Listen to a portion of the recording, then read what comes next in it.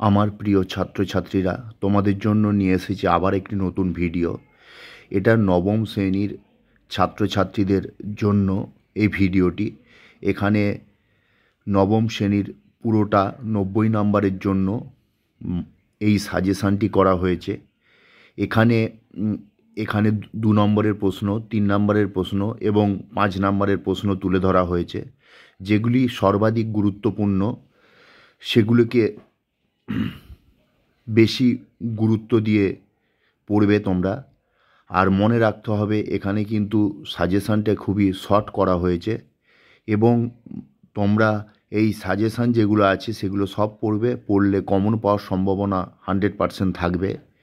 তবে অবশ্যই টেক্সট বইটা ভালো করে পড়বে যাতে শর্ট কোশ্চেন পারো। আর কোনো সময় দেখা যাচ্ছে প্রতিকূল পরিস্থিতি তৈরি হলে তখন কিন্তু সেই উত্তরগুলো যাতে করতে পারো তার জন্য টেক্সটটা কিন্তু খুঁটিয়ে পড়তে হয়।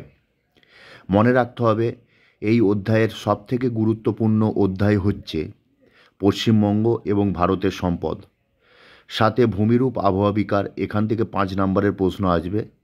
তবে যেটা বলে দেয়া যায় যে যান্ত্রিক আবহাওয়া বিকার এবং রাসায়নিক আবহাওয়া বিকারের থেকে অবশ্যই একটি প্রশ্ন আসবে। আবার দেখা যাচ্ছে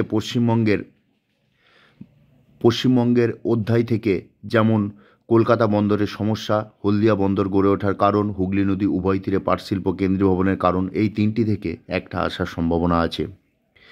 আবার সবথেকে যেটা গুরুত্বপূর্ণ প্রশ্ন সেটা হচ্ছে পাঁচ সংস্থান তত্ত্বের ভিত্তিতে ভঙ্গিল পর্বতের উৎপত্তি ব্যাখ্যা করো। এটাও কিন্তু খুব গুরুত্বপূর্ণ প্রশ্ন। মনে রাখতে হবে ভারতের অধ্যায় থেকে দক্ষিণ ভারতে জলবিদ্যুৎ কেন্দ্র গড়ে ওঠার কারণ বা জলবিদ্যুৎ কেন্দ্র গড়ে ওঠার অনুকূল পরিবেশ বা পূর্ব ভারতে তাপবিদ্যুৎ কেন্দ্র গড়ে ওঠার কারণ, এই 3টের মধ্যে একটা কিন্তু পড়ার সম্ভাবনা আছে।